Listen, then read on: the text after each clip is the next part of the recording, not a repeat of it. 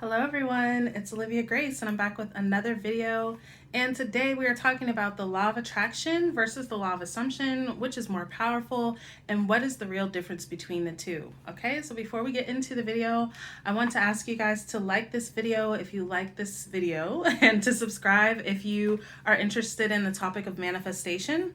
I will have links in the description to schedule coaching with me, and links in the description for you to join my free Facebook group and be among other powerful manifestors. So let's go ahead and get into the video. So what are some main differences between the law of attraction and the law of assumption? Of course, I have three things that I'm going to focus on for this video. The first thing is really in the title. The law of attraction is about attracting things to you. And they we kind of in the law of attraction community refer to it as creating, or kind of like bringing something to you that's not already there. The law of assumption is kind of skipping over the attraction part, and you are assuming that you already have it. You're assuming the feelings of already having whatever it is that you're trying to manifest. Now, the law of attraction is great.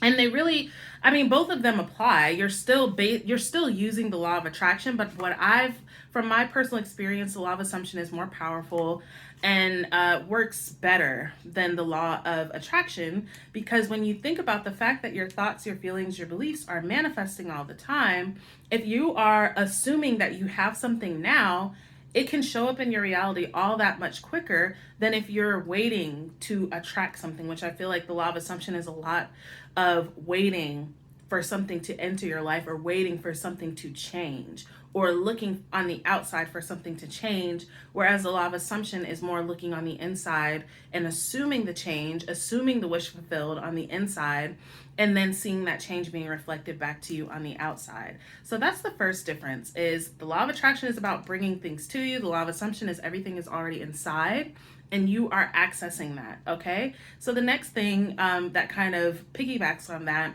is that you're accessing it how? As a state. It's all about energy, right? So when you're using the law of assumption, you're entering a feeling state. So when you're trying to manifest money, you are assuming the state of abundance. You are assuming the state of a person that has already attracted abundance into their life. Whereas when you're using the law of attraction, it's the common phrase is ask, believe, receive. So you're asking, and it focuses more on believing in that your manifestation will come. Now, of course, whether you use the law of assumption or you use the law of attraction, you do need to have some sort of belief that this can happen for you. But again, the law of assumption beats the law of attraction out in this, because you're skipping how to believe, getting rid of limiting beliefs, all these things. You're automatically just assuming the state of the wish fulfilled.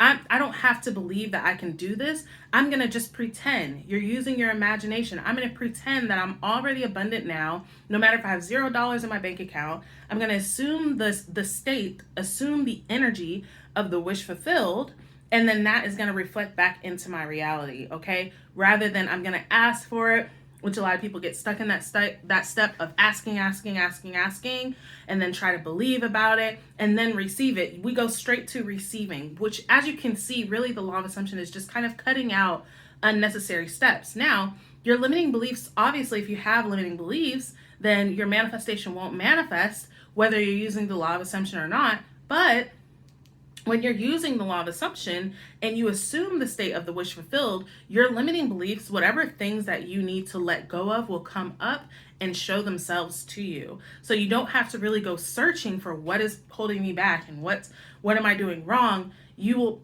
know very clearly what you're doing wrong, what's holding you back, what beliefs you have that are not aligned with this new self-concept that you're trying to put on now, and the new state that you're trying to enter now.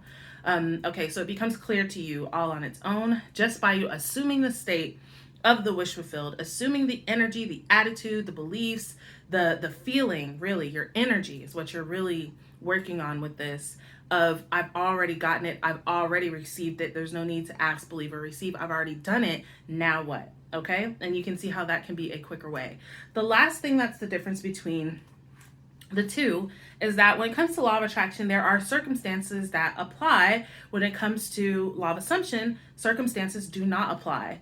And again, law of assumption is just cutting out all the in-between stuff and getting right to the good stuff, okay? So let's say if you're trying to attract weight loss, you're using the law of attraction for weight loss, you're affirming, you're doing, you're whatever, but in most law of attraction communities, they're going to tell you you still need to do things like diet, you still need to do things like exercise, you still need to take action on that point of whatever you're trying to manifest. Whereas the law of assumption is no, you can assume that your body is already what you want it to be. You can assume yourself to be slim and just have that be reflected into your reality.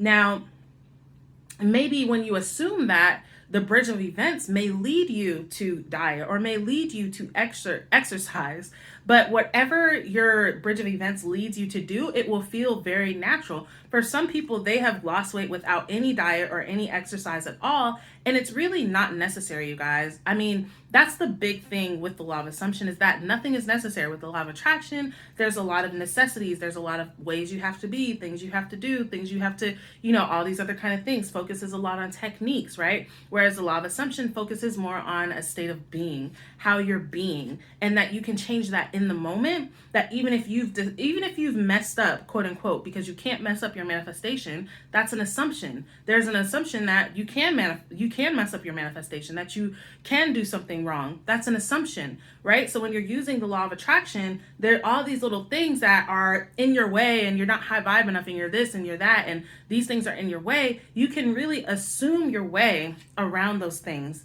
using the law of assumption and directly just get right to that feeling state. Okay, you guys? So those are my 3 main tips of what the difference is between the law of attraction and the law of assumption. I personally like using the law of assumption better than using the law of attraction, but of course the law of attraction is a universal law. It is working, but I think knowing both of them together and using the law of assumption while also knowing about the law of attraction can really, really speed up your manifestations and make you a master manifester and make it very effortless for you. All right, you guys. So if you like this video, please like it. If you think it will help a friend, then share it. And if you want to be a part of this channel and hear more videos about this, I'm posting 10 videos a week. So you can hit the subscribe button and the notification bell. And I'll see you guys in the next video.